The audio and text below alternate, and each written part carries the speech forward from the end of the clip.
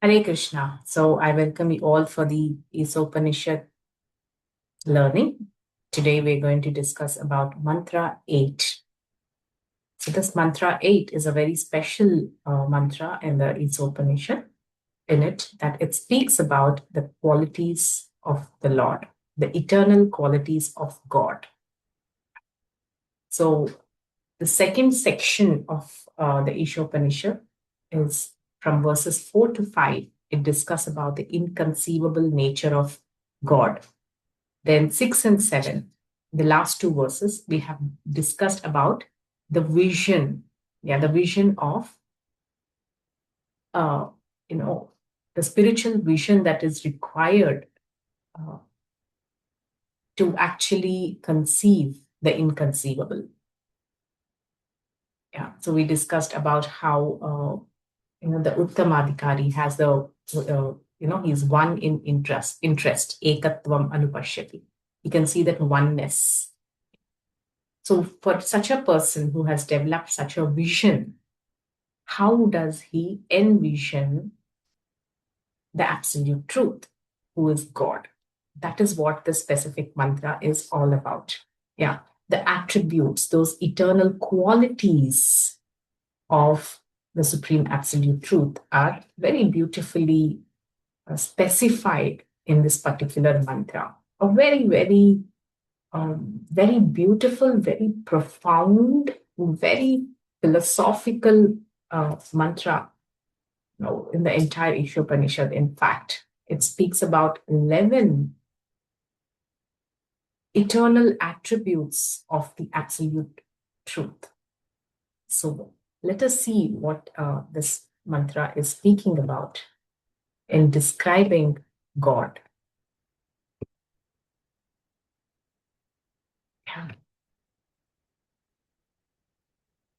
Yeah. Saprayagat akayam avrinam ashnaviram shuddham apapavidham kavirmanishi paribhu swayambhu yatha tathyatorthan vyadadhat shashvatibhya samabhyah. This is the mantra.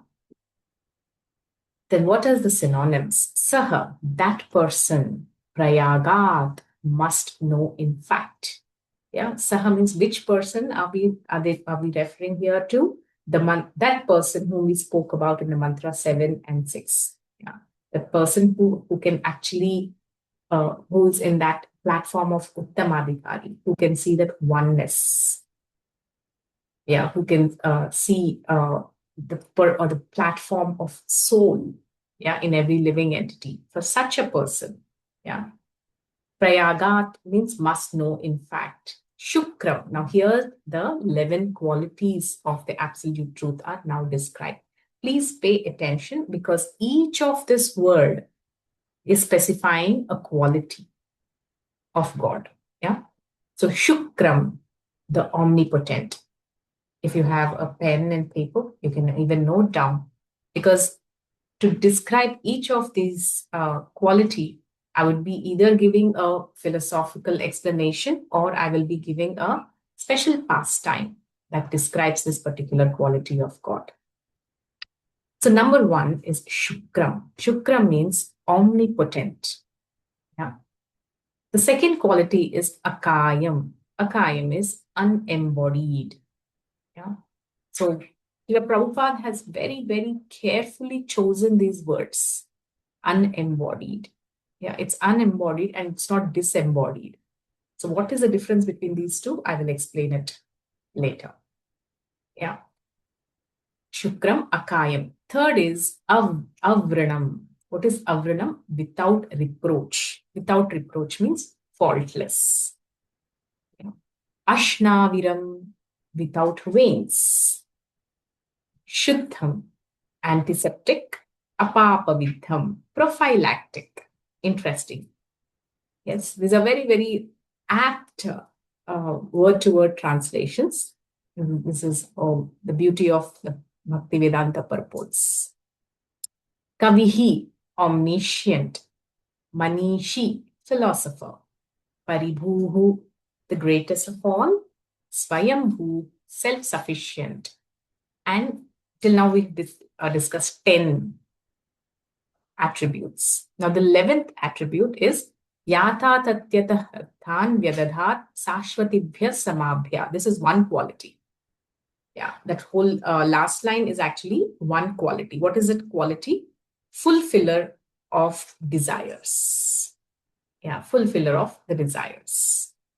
So Yatha Tatyatha, just in pursuance of Arthan, desirables, Vyadadhat, awards, Shashvatibhya, immemorial, Samabhya, time. Yeah, so this whole one liner, the long line, is itself one quality, which means one who fulfills the desires. So these are the 11 attributes of the absolute truth. So we will just recall and revise these attributes by going through this translation. Such a person must factually know the greatest of all. Yeah, such a person is, we are referring to the previous verse, one who can see that ekatvam. Yeah. Such a person who must factually know the greatest of all. Yeah. So that means for a person who is self-realized and who has developed that spiritual vision, he must factually know the greatest of all, the personality of Godhead, who is unembodied, akayam, yeah, omniscient, beyond reproach, avrinam, without veins, ashnavidam, pure, shuddham, and uncontaminated, apapavidham, self-sufficient, yeah, swayambhu, philosopher, yeah, philosopher is manishi, who has been fulfilling everyone's desire since time immemorial. Yata tatyatothan, yadadat svat sashvatibhya samabhyah. So these are all the factual understanding of God. Yes. So the beauty of this particular mantra is that it gives a great, deep, and profound insight into the eternal qualities of God. Yeah. So we all know that, okay, God is Krishna. Okay. Krishna is his name. So how does he look? Okay. We've heard these beautiful descriptions from various verses, from various poets. He has these beautiful lotus-like face. He's bluish black in complexion. These are the different attributes. This is the description of the God's form. Yeah. Then what is the description of God's qualities? Yeah. How do you know a person? You know a person through a person's qualities. Like you call a person, so and so person is good, so and so person is bad, or so and so person is generous or equanimous, or etc., etc. These are the qualities. Similarly, God has some qualities that are eternal. So these are the eternal attributes of the Supreme Absolute Truth. These are very, very interesting attributes. Let us see them one by one. So in the purport, Srila Prabhupada says, here is a description of the transcendental and eternal form of the absolute personality of Godhead. Okay, the Supreme Lord is not formless. He has his own transcendental form. So now Srila Prabhupada is speaking about the attribute of akayam. Yeah, akayam.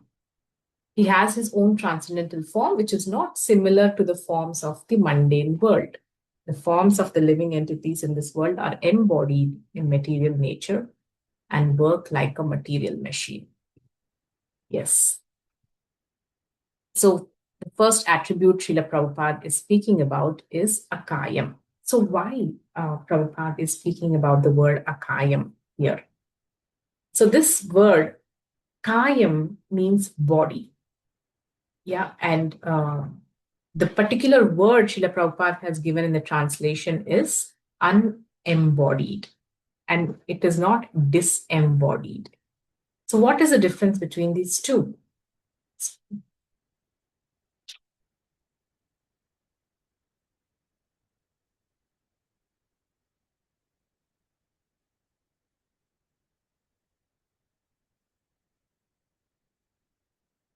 What is the difference between unembodied and disembodied? So disembodied is like, for example, if a person, the king is disembodied. That means when a soul leaves the body, it's called disembodied. But what God is not disembodied, he's unembodied. That means, what is the meaning of embodiment?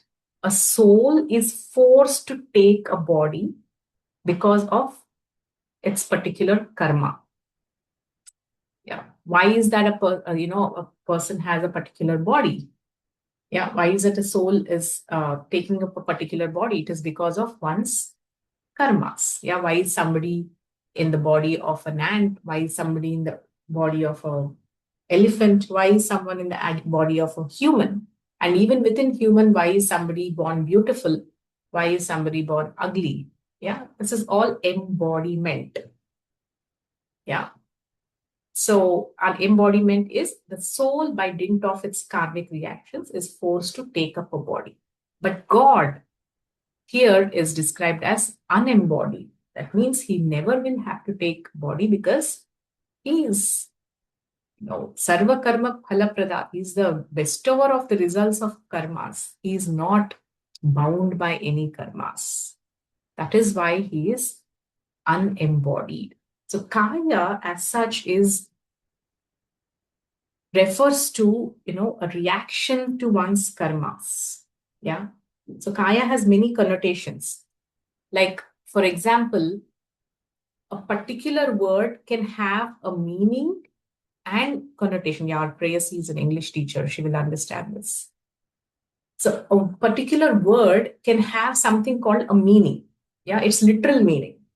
And connotation. Connotation is how that particular word is interpreted by a particular person. Like, for example, let me say, uh, the simple the way you greet a person, hello, how are you? How are you doing? In India, if you say that, yes, I'm fine, thank you, it's considered normal, natural. You understand, okay, this person is doing fine. It's a good reply. But if it's in the West, especially in the US, if you say, I'm fine, thank you, it sounds, for the people out there, it sounds like as if, you know, you know, I'm okay, you better not disturb me. That's what it will actually mean. This is called connotation. I'll give another example. Uh, the word gay, yeah, Gay, gay. So gay, earlier times, gay means happy and gay. A person is happy and gay. We even had some English poems which use the word gay in the sense of happiness, jolly, joyful.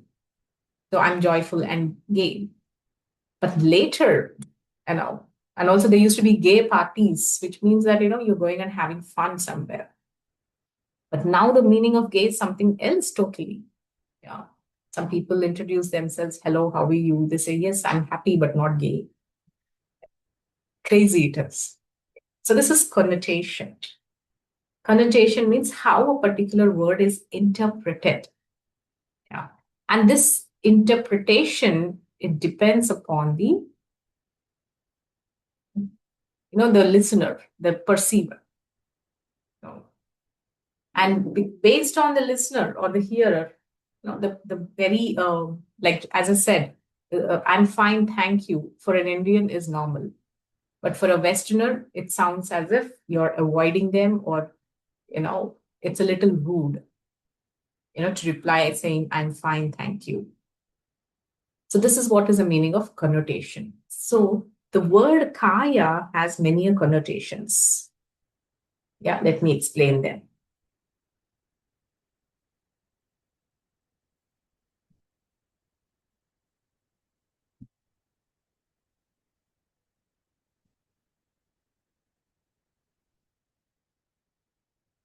Yeah. So so the word kaya has connotations that don't apply to the Lord's form.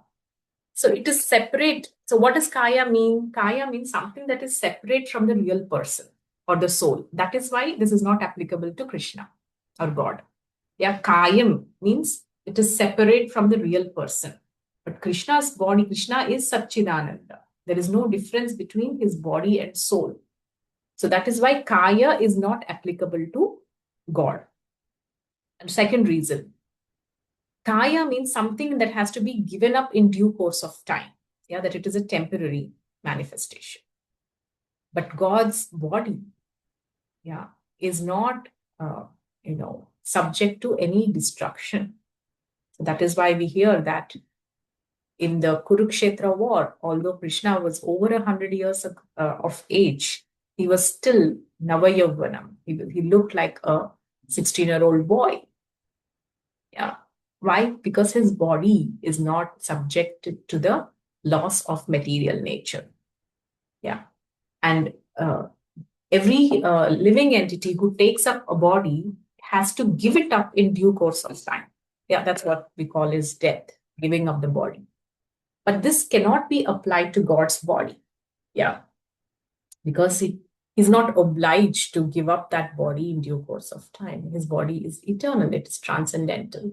So that is why, again, kayam cannot be applied to God. That is why he's called akayam. There is the third reason. So kayam means, or body means that which tends to degrade the soul by stimulating bodily desires.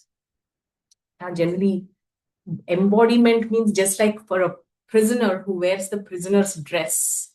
It's not a very respectful outfit, right? Similarly, the body itself means I have done something wrong. That's why I'm embodied. Yeah. So it's actually a depiction of a person's, sensual desires. To fulfill your desires, that's why you have some gross desires, and to fulfill them, that's why you got a body. Yeah, but Krishna's body is not that way. Krishna's form is so, and also for that matter, the form of a pure devotee. It actually, the darshan of the form purifies. Yeah. So all those people, all the soldiers who have assembled at the Kurukshetra war, they have given up their body by having the darshan of Lord Krishna, and they all attained liberation. That is the body, the form of Lord God. Yeah.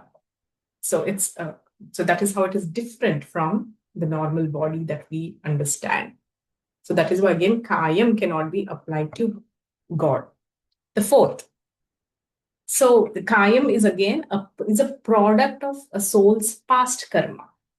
As I said, in the past, if the soul has committed pious activities, the soul is given a good body, the body of a demigod, an apsara, very, very beautiful, very intelligent, very talented, very good looking, pious deeds, pious karmas. Yeah.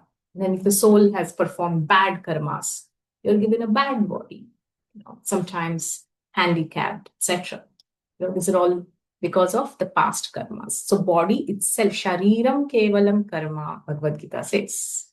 Yeah, this body is representation of our karmas. Simple. Yeah. But this is not applicable to God. Yeah. God is natasya karyam karanam chamyati. He has no karma to do. Yeah, he's free from all that. And so is his body is transcendental. So the word akaryam cannot be applied to God. I mean, the word kayam cannot be applied to God. That is why he's called akayam. So now you may ask this question. All right, Krishna's body or God's body is not like human's body. So that is why you're calling him akayam. Then why did you again tell the word ashnaviram? Ashnaviram. Ashnaviram means, one without wings. Yeah. This implies that, right? Like, for example, you're saying a person is not wearing clothes. So you don't have to again tell that, he's not wearing a tie. It's like redundant. So you're already saying God is akayam. Then why you're again telling he's ashnaviram without wings? So if you understand deeply, it means that Ashnaviram means without veins. It speaks about the anatomical composition of, God's body. Yeah. Whereas akayam means it's speaking about, God being not subject to the loss of a body. Yeah. So that's the difference. So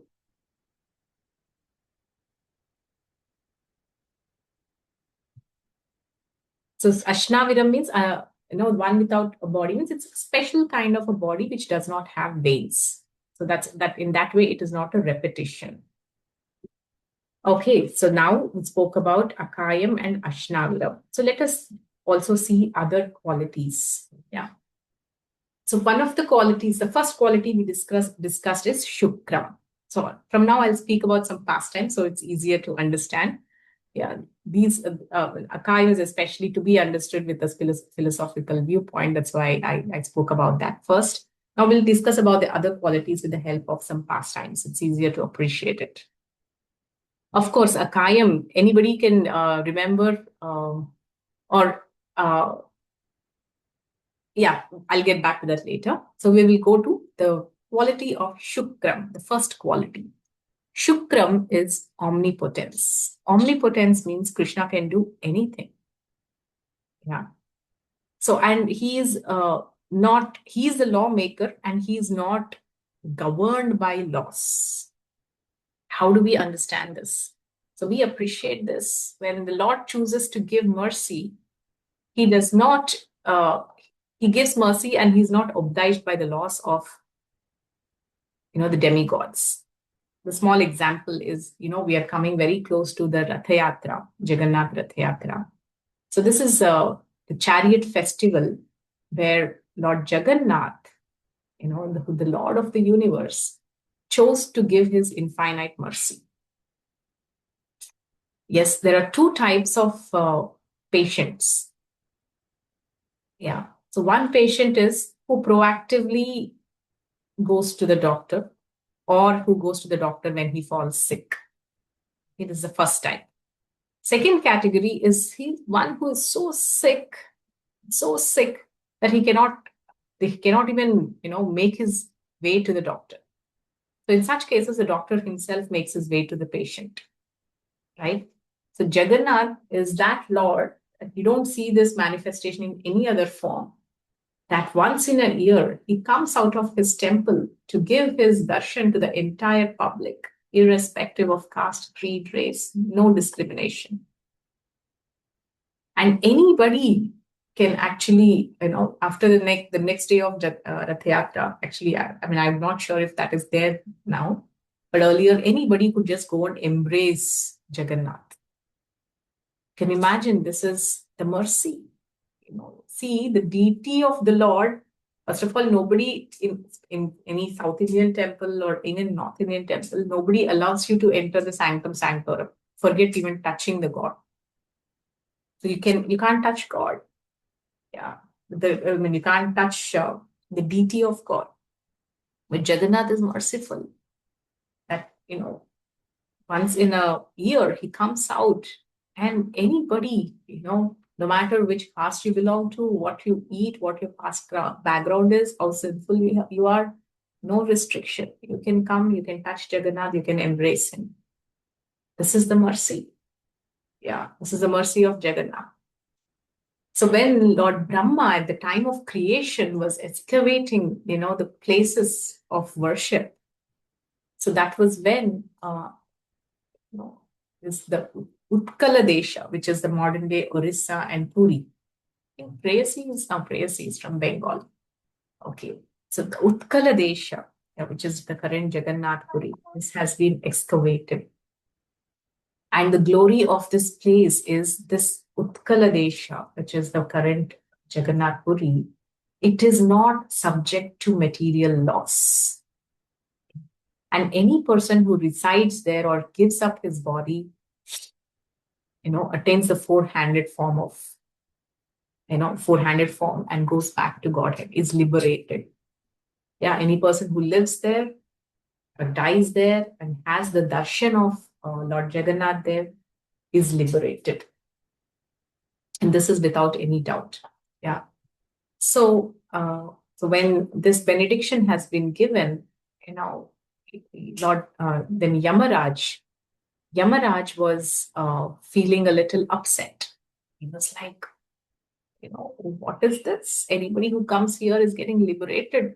Matlab, nobody is going to pay for their sins. What about the punishments? What is my role?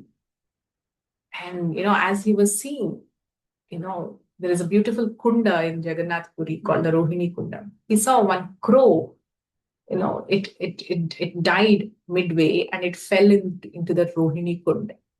And as he was seeing the crow that fell into the kund, it just attained the four-handed form and it just made its way to the spiritual world. And, crow is a very lowly birth. And seeing this, Yamaraj was like, my God, this is too much. How can a crow attain a four-handed form and go back to Godhead? So, he was very perplexed and, he had a meeting. He called out to the Lord, oh, my dear Lord, what is this? This is too much of mercy. Yeah. And to the undeserving. So at that time, Goddess Lakshmi herself appears and she says, oh, Yama, do not worry. You may have your jurisdiction elsewhere, any other place, but this place is going to be untouched by, the creation and destructions. Yeah, pralayas. It is untouched by time and it is untouched by the material laws. So even your laws are not going to work here. Yes. So you can have your jurisdiction elsewhere, anywhere else, but this place is exempted. So this is, the meaning of omnipotence. The Lord is omnipotent. He's a lawmaker and he can change laws as he wishes. And when he chooses to give mercy, he can give it in any way. Yeah. So it is said that in Vrindavan, you get mercy by rolling in the dust. In Mayapur, you get the mercy by bathing in river Ganga. And in Jagannath Puri, you don't even have to do that. You just get mercy by eating Mahaprasad. So that is why it's also called the Annakshetra. So there's limitless glories to this great place called Jagannath Puri. Yeah. It is invested with causeless mercy.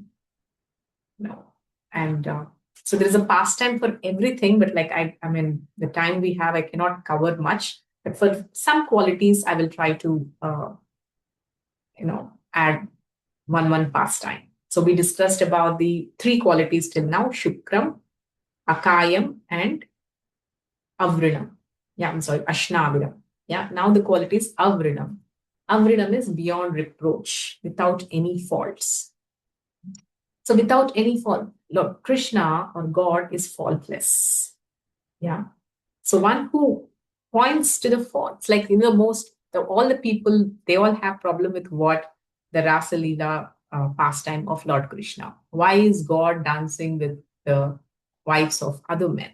So this is people who point fault, who point out faults in God.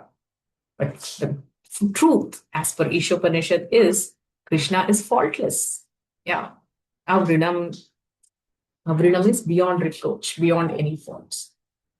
So, if you see Srimad Bhagavatam, the section of the Rasa Leela, the last shloka of Rasa Leela gives a benediction that whoever studies this Rasa Panchadhyaya with devotion, with attention, with a sense of surrender, actually is freed from lust. This is a benediction, the falastuti of going through the Rasa Panchadhyaya, which is apparently, immoral according to some people. Yeah. If it were to be immoral, how will the Vedas give the benediction that whoever reads this will get purified of lust? So it is, it is the wrong perception of people who make, who wrongly apply human limitations and laws to God and thereby fail to understand Him. That is why this verse starts with the qualification of the person who can see and understand God. Saprayagaj. Sam means that person who has attained the equal vision, the self-realization.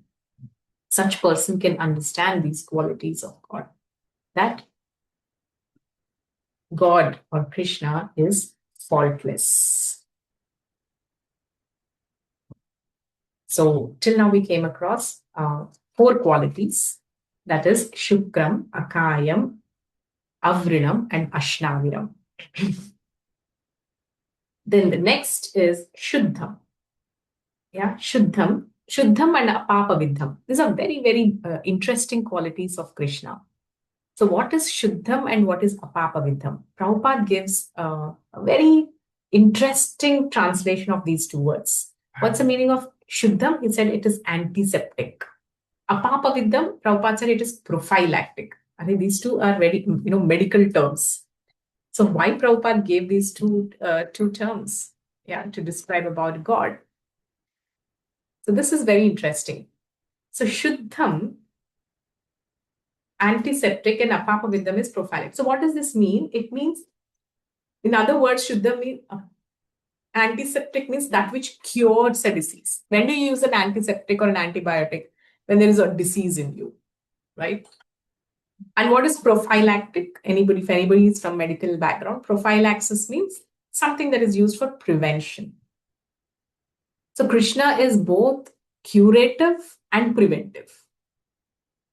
Interesting. So how do we actually understand this? Curative or antiseptic nature of Krishna is that,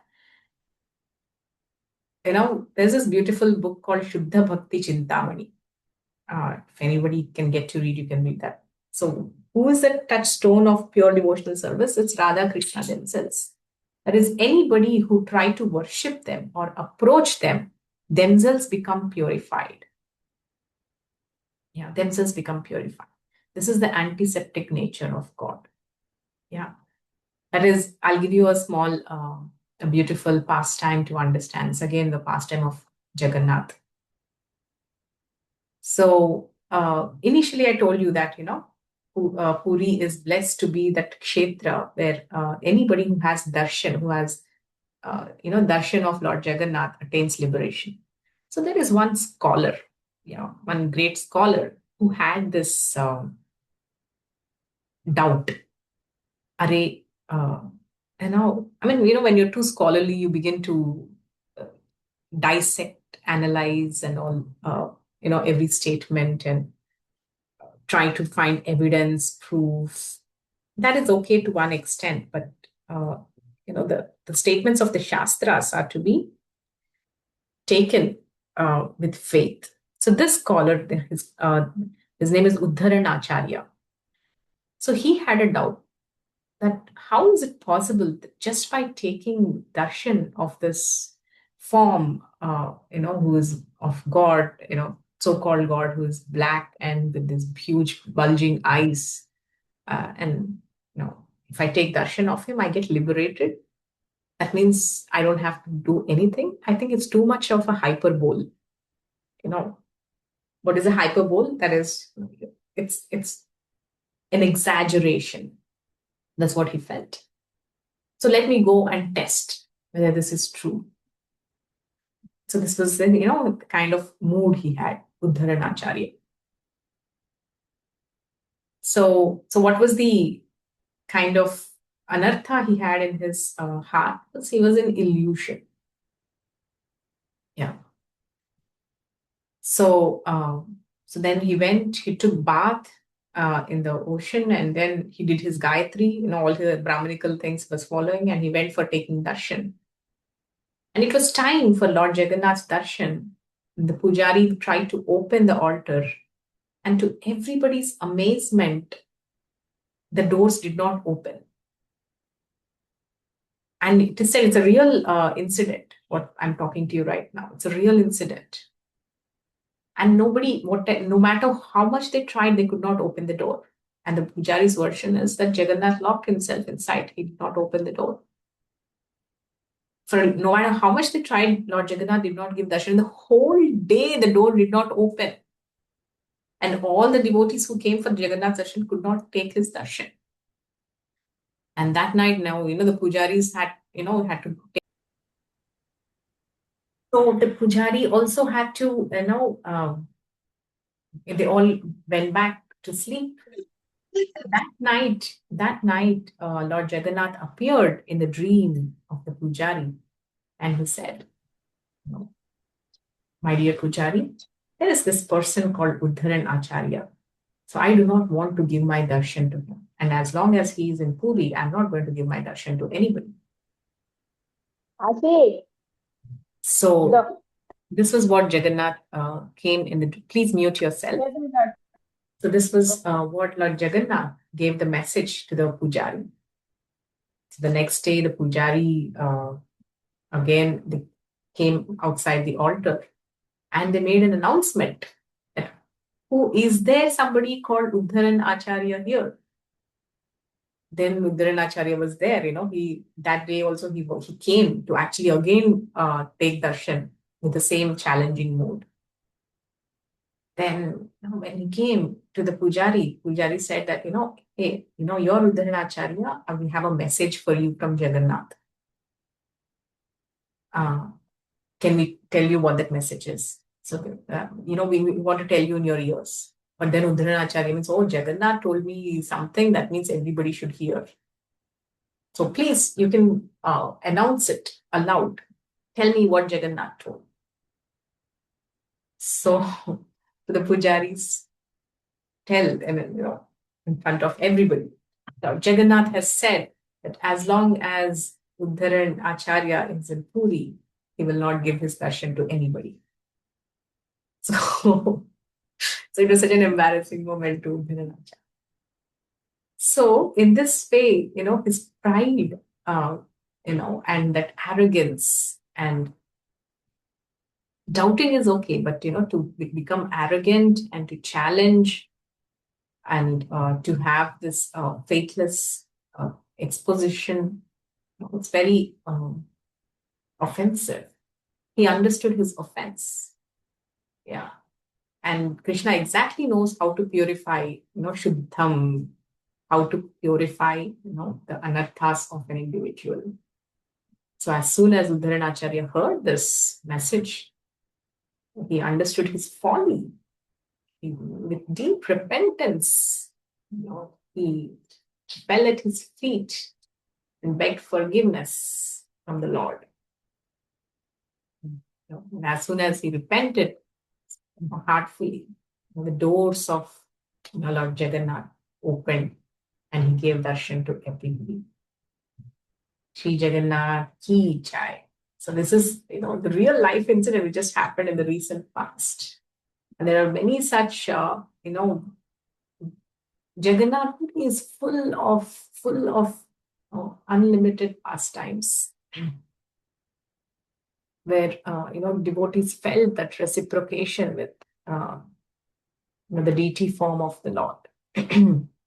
So Shuddham is here where we see God has purified the impurity in his devotees' hearts. Antiseptic. Yeah. And prophylactic. What is the meaning of prophylactic? Prophylactic means if we are actively pursuing a sadhana, like our japa, our morning program, so we are protected from the contamination of these anarthas. In that way, Krishna also acts as a prophylactic. He's both antiseptic, that means we have already in the diseased state of having excessive lust or greed or envy or all the anarthas within us. He acts as an antiseptic, that is, he purifies us. If you're pride, Krishna levels the person's pride. If you're arrogant, Krishna levels the arrogance, purifies the arrogance. If you're greedy, Krishna corrects that nature. So any of the anarthas we have, Lord Krishna especially purifies them, especially he takes interest in his devotees. Yeah. Krishna couldn't tolerate the pride in the gopis. So what to speak of pride in ordinary human beings? So Krishna always is interested in purifying his devotees. That is Shuddham, antiseptic. So what is prophylactic? One who is actively taking shelter of Krishna, just like preventive medicine. These days, the whole health care is moving towards, shifting towards well-being. Yeah, rather than, visiting a doctor after you get a disease. So many people are proactively taking steps to improve their diet, their lifestyle, and boost their immunity, etc., etc. This is what prophylaxis. This is preventive medicine. Yeah, to become so strong in your immunity that diseases don't attack you. So similarly, when we are following our morning sadhana, our japa, our shravanam, our active cultivation of an interest in knowing Krishna, so Krishna becomes protective covering. He protects his devotees from getting contaminated by Maya, yeah, and thereby fall into the prey of distractions. Yeah, this is the prophylactic nature of Lord Krishna. So this is Shuddham and Apapaviddham. Then there's another quality called, so till now we discussed 6 qualities. Yeah. Shukram, Akayam, Avrinam, Ashnaviram, Shuddham, Apapaviddham. 6 qualities we described. The next quality is Kavihi. Kavihi means omniscient. Omniscient. Omniscient is the Lord is the knower of everything, everybody's intentions. Yeah. He knows. Omniscient means the knower of everything. Yeah. Like again, generally, actually, very interestingly, Jagannath's pastimes have been divided into 3 types. No, 3 types of reciprocations. The first type is Jagannath, who is called the Garva Ganjana. Garva Ganjana means one who levels the arrogance of his devotees. There are pastimes, which are coming under this heading. And there are other pastimes called Patita Pavana, where the Lord uplifts his devotees. And there are a third type of pastimes, which is Bhakta Manaranjana, one who gives pleasure or to the minds of his devotees. So these are the different types. So we're mostly discussing the first one, the Garva Ganjana pastimes, where pride leveling pastimes. So omniscient is about how Krishna is omniscient of even the slight musings of his devotees. And whenever he senses, we see this this pattern so many times in Bhagavatam, that he understood that, Indra is having the pride. So he performed the entire Govardhan Leela to, teach a lesson to Indra, just befitting, just in a way that Indra truly learns his lessons. Yeah. So similarly, since we are talking about the pastimes of Lord Jagannath, I just wanted to share this beautiful pastime of Sudarshana. If you have seen Sudarshan, if you've seen the deity of Jagannath Baladev Subhadramaya, to the left is Baladev, in between is Subhadramaya, to the right is Jagannath, right? To the right of our hand. So the right hand of Jagannath, towards the right hand is Subhadramaya, and to the left hand is Sudarshana. And how is Sudarshana in Jagannath Baladev Subhadramaya? It stands like a stick. Yeah. So Sudarshana is generally the disc, right? So why is it in the form of a stick? So this is the pastime that tells you about this. So Sudarshana, who is one of the weapons of the Lord, yeah, Shankha Chakra Gada Padma. So Chakra, so the Sudarshan Chakra of God is a constant companion of God, of Krishna. So Sudarshan once felt this pride in his heart. See, everybody tries so much to get to even have the one moment darshan of the Lord. Look at me. I'm constantly accompanying God, and that too, I'm always situated on his right hand. See, I'm somebody really special and superior to the rest. So in this way, he assumed that he is the best. So now coming to the omniscient, Kavihi, the omniscient nature of Lord Jagannath. He understood that Sudarshan is having this pride.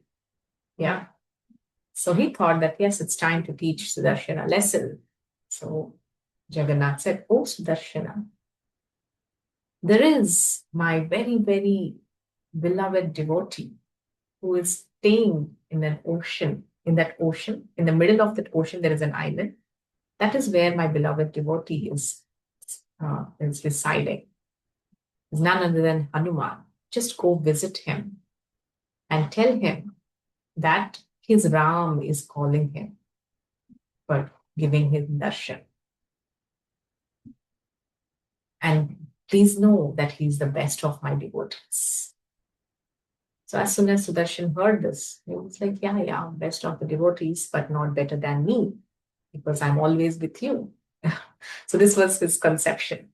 So with this mindset, Sudarshan went to the island and he meets Hanumanji there. And he says, "Oh, Hanuman, the Lord has remembered you. Please come and do visit him. He said, your Ram is waiting for you." Then Hanumanji said, "Sure, definitely. No, the Lord has called, and how can I wait one moment? Please let me come." And even before Hanumanji could start off, Sudarshan with his, is very fast. So with his great swiftness, he returned back to the temple of Lord Jagannath. So when Hanumanji came to visit the Lord, so the temple of Jagannath, it has 4 doors, 4 dwaras, east, west, north, and south. So at the 4 dwaras, wherever Hanumanji went, Sudarshana, actually, he did a trick. Yeah. What he did is he manifested himself in 4 chakras, and these 4 chakras were lying, as guards at these 4 doors of the temple. So they were like, really running fast, swiftly, but they didn't let Hanumanji go inside the temple. So in this way, Sudarshan wanted to show off his prowess. Yeah, you see, I'm so great. I'm so mighty. You cannot cross me and come to the Lord. Although, the Lord thinks that you are his great devotee. So when he was thinking this way, what Jagannath did is he just bestowed 4 extra arms to Hanumanji. Yeah. 6 extra arms to Hanumanji. And he empowered him immediately. So Hanumanji understood. So what he did is, with each of the 4 arms, he just held each of the Sudarshan chakra, which was at each door. Yeah, with this hand, with this hand, with this hand, with this hand. 4 chakras he held. And with the remaining 2 hands, he was in the mudra of offering pranams. And with the other 2 hands, he was continuing his japa of Ram Nam. So this was how Hanumanji walked into the Jagannath temple. And Sudarshan was amazed to see Hanuman holding all these 4 chakras in his 4 hands with such ease. So, at that very moment, Sudarshan understands what has happened. Who gave him that strength to hold the Sudarshan chakra? Who can hold the Sudarshan chakra? The Lord himself, and no one else. And if Hanumanji is holding it with his 4 hands, he understood from where he got the strength. So that very moment, he understands his folly, his mistake, and he begs forgiveness from the Lord. And the Lord Jagannath also says, "See, Sudarshan, you were so proud that you were the best devotee. But when I empower, my devotees can do anything." And you forgot it is me who is empowering you to do great things or giving you the position that you are in. Then immediately Sudarshan comes back to his senses and he falls at the feet of the Lord and he begs forgiveness. Oh Lord, please do punish me, but kindly forgive me for my mistake and give your mercy. The Lord is so benevolent. So, that is why it's so interesting that he gives both punishment and a reward simultaneously. Yeah, the punishment he gives is that yes, now you will be on my left side only. Yeah. And you did not behave well, so you'll take the form of a stick. Is the punishment. And the reward is that, so I forgive you for your mistake. And I also give you this benediction that you will stay right above my temple. And whoever takes your darshan, above the temple will have the same benefit of taking my personal darshan. This is the benediction he gives to darshan. So this is the beauty of the Lord. Yeah. He punishes and forgives, and he punishes and rewards at the same time. Yes. So this is again, this is also the omnipotence of God. Yeah. So that is why darshan of Sudarshan Chakra, which is at the top of the Jagannath temple, it's not ordinary because it has been specifically blessed by Jagannath that whoever takes darshan of the Sudarshan Chakra has the equal benefit, the same benefit as taking darshan of.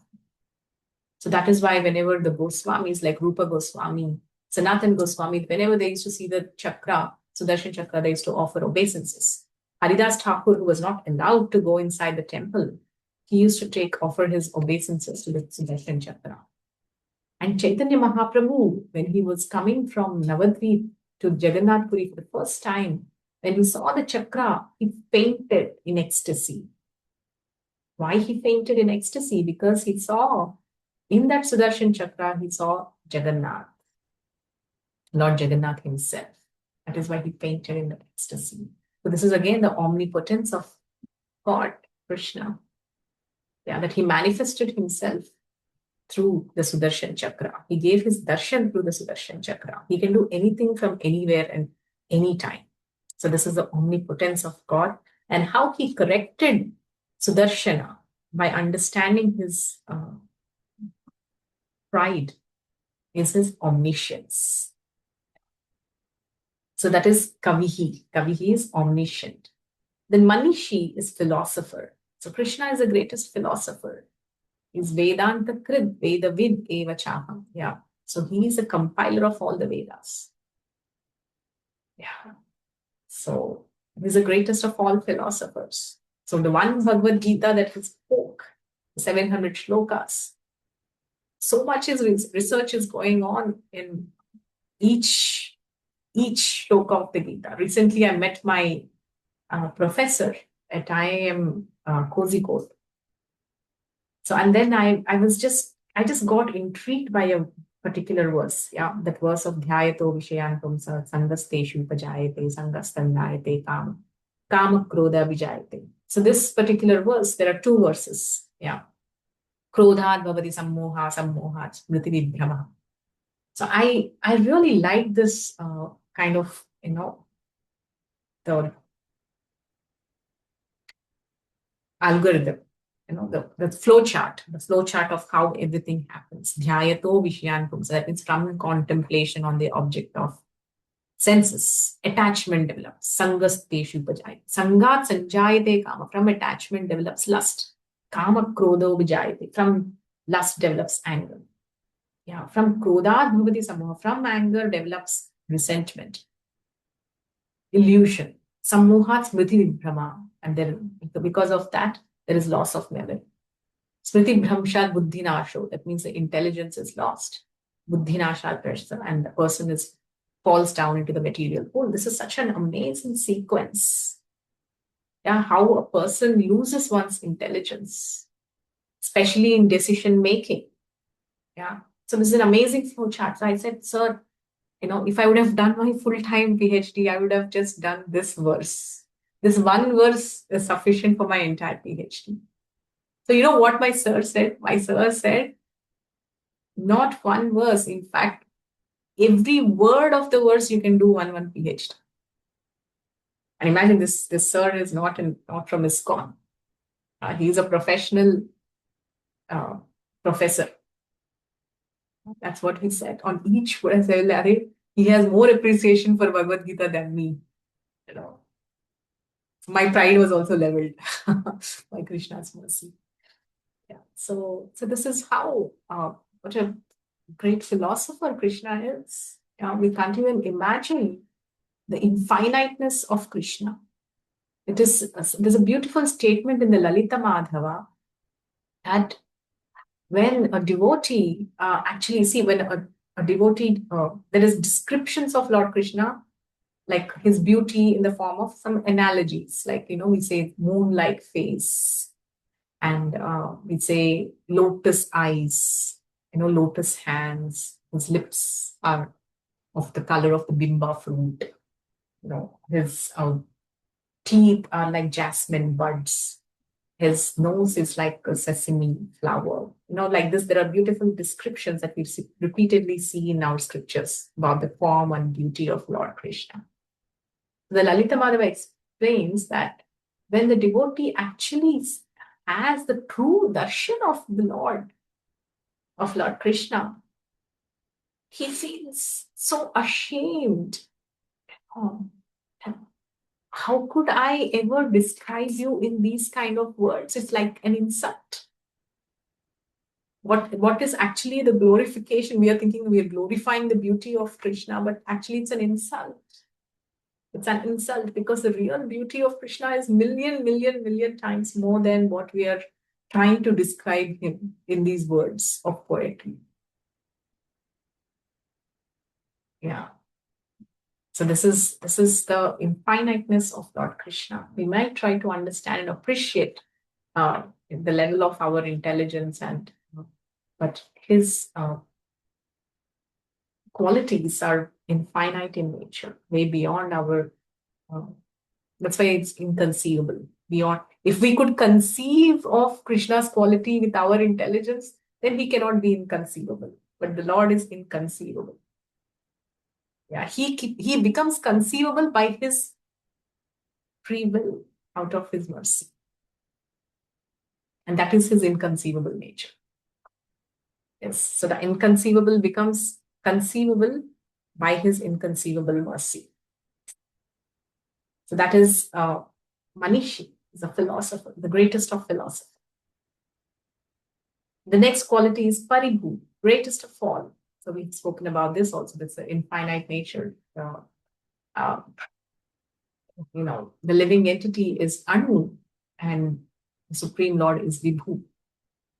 We are infinitesimal, and Lord is infinite. It is said that. And so, how do we approach such an infinite Lord? We all have, there is one correction that we just need to do in our mindset.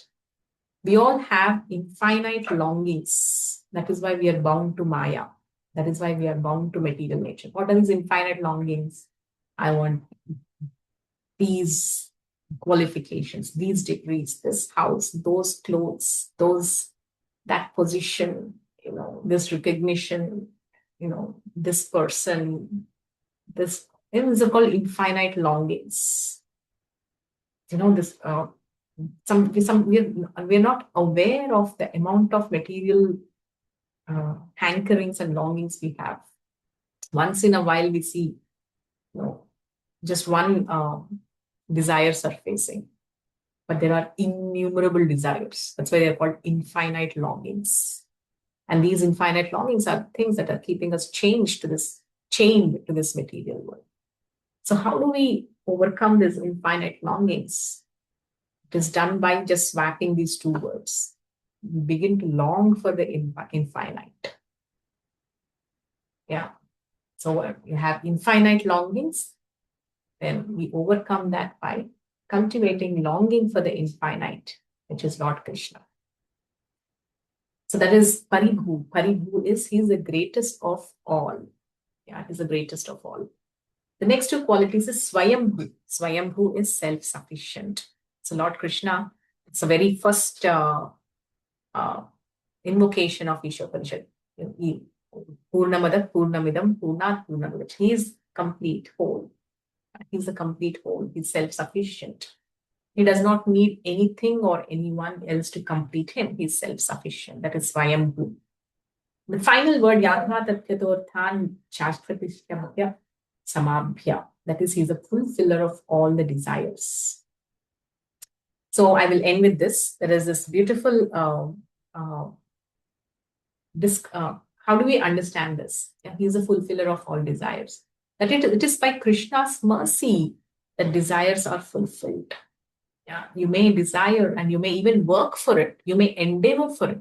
But finally, if Krishna does not sanction, you will not get it. So there is two types of ideologies. One is Karmavad and second is Daivavad. Karmavad is, these are the people who say that everything is happening just by my own endeavor. So I work for it, I get it. This is Karmavad. Then what is Daivavad? Nothing is in my hands. Only Krishna can do. If he wants, he will do. If he does not want, it will not happen. This is Daivavad. So what is the actual understanding of reality? Is it Karmavad or Daivavad? So I'll just end this session by giving two examples from the Mahabharata. Yeah. So in the Mahabharata, this is a very, very rare pastime. Might not have heard this. So in the Mahabharata, what happens is during after the 10 days of the Kurukshetra war, Bhishma dies.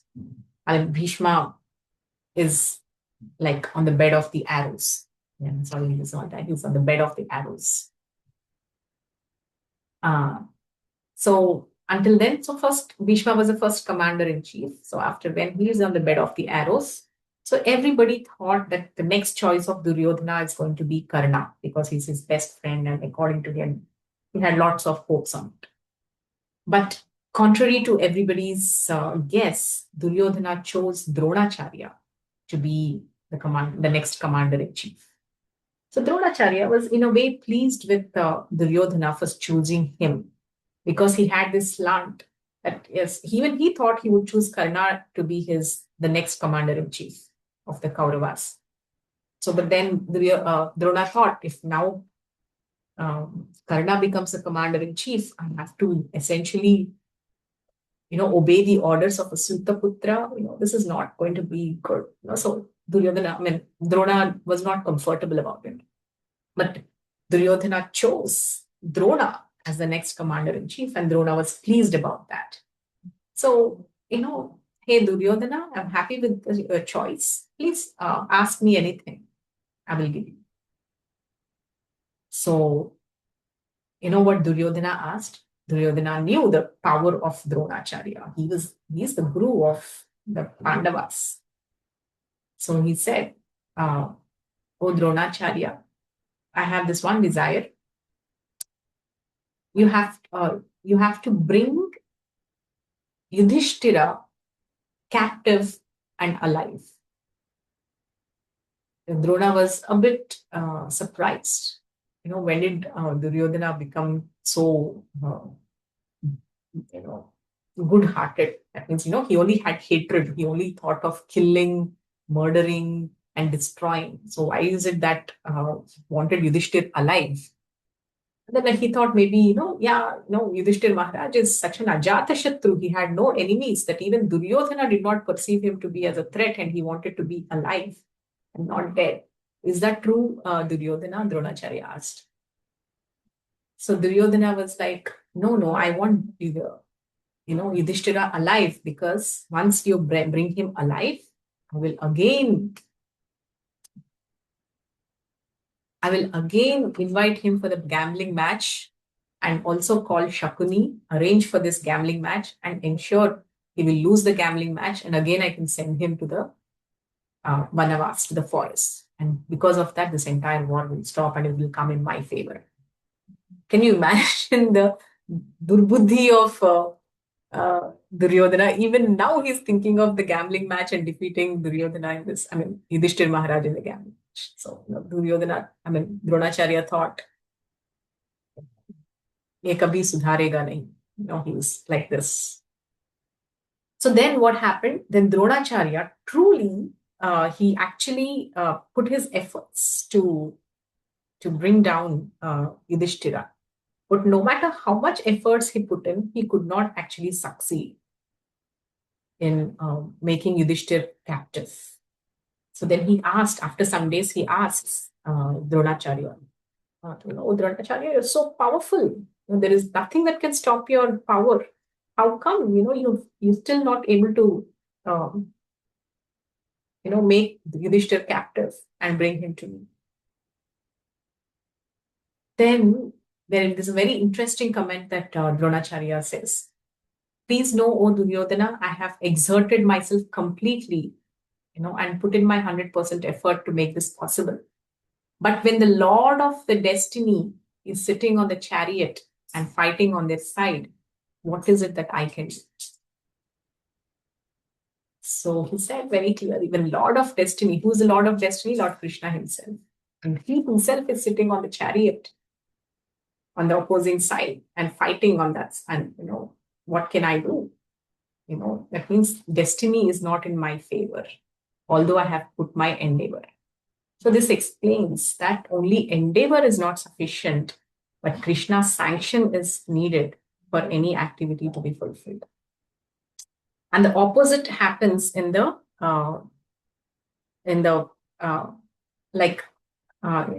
in the Mahabharata, the opposite is explained. Vidura, many times, Dhritarashtra tells Vidura to go and invite Yudhishthir Maharaj for the gambling match. So Vidura tells him, no, this is going to invite destruction. Please don't do it. And he counsels him again and again and again, withdraw from this kind of an endeavor of calling Yudhishthir for gambling. It's going to be a havoc. But then Dhritarashtra says that, when destiny, if that is to be destined, and if that is my destiny, what can I do? Let it happen. But now you go and invite Yudhishthira Yudhishthira. So this is a typical, lopsided Daivava, that everything is destiny, it is not a human endeavor. So here, why Dhritarashtra's logic is faulty here? Why is it faulty? What he said is, if it's a destiny, it will happen. So for that, my mere action will not change the situation. What is a fault in his logic is, we have control over actions, but not consequences. So Dhritarashtra had the control over his action. If he really wanted, he would have abstained from inviting Yudhishthir for the gambling. But he denied that. So that is why he was lopsided. Yeah. And he put the blame on destiny, and he did not take responsibility for his action. So this is, the faulty way of debating. Okay, then I will end the session here. So we have covered all the 11 qualities of the absolute truth. Shukram, Akayam, Avrinam, Ashnaviram, Shuddham, Apapaviddham, Kavihi, Manishi, which is philosopher, Paribhu, Swayambhu, Yatha Tatyatothan, Shashvatibhya, Samabhya. So these are the 11 qualities of the absolute truth, Lord Krishna, which are appreciated by a person who has developed the vision of Ishavashyam, the vision of Ekatva. So the vision of a pure devotee, a vision of the Mahabhagavat devotee of the Lord, is who appreciates and who understands, and to whom these eternal qualities of the absolute truth are revealed. So from our side, appreciating and trying to understand these qualities actually helps us, endeavor to understand Krishna. See, currently we are in the position of a seeker. That's a seeker through gradual purification and by the attainment of mercy of Lord Krishna becomes the seer. So now it's the journey from the seeker to the seer. So this, in the journey of being a seeker, the seeker tries to understand through the scriptures what are the attributes of the absolute truth with sincerity. So thank you all very much. So today in this session, Mantra 8, we discussed about the 11 attributes of the Supreme Personality of Godhead, Lord Krishna. And we will meet again next time. Any questions you can post in the group. Thank you all very much. Srila Prabhupada ki jai. Gaura Bhakta Vrinda ki jai. Thank Gaura Premanandi. Hari Bol.